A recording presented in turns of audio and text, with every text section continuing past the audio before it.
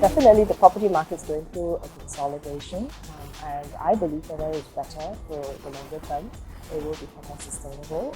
Key for property developers now is the holding power, and I think there is an opportunity for us all as developers, big and small, to review ourselves, look at cost structures, how to put in the right products, and price it appropriately to meet market demands. I think we differentiate ourselves by being a true master community developer.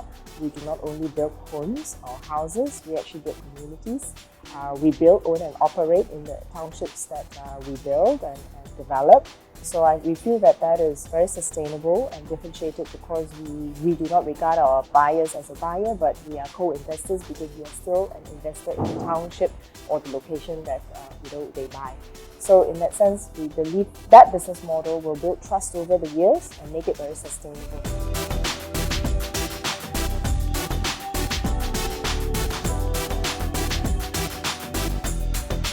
I think we are close to about 4,000 acres of land bank with a GDV of about 60 billion. So that could easily will keep us busy over the next 10 years. And but that does not stop us from continuing to look. We are actually still looking around for opportunities and land banks within the central Klang Valley area as well as overseas. Overseas contribution at this point is still less than 10%. Other than that, it is of course doing very well. That's why we are still continuing to look for opportunities in both in China and Singapore, and we are also looking at newer countries like Australia and London.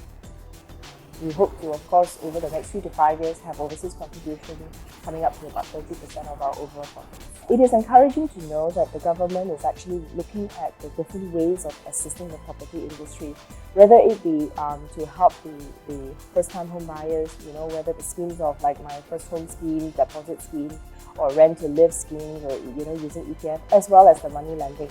I think this is something that is encouraging to know. However, each particular initiative will have its own pros and cons as risk as well attached to it.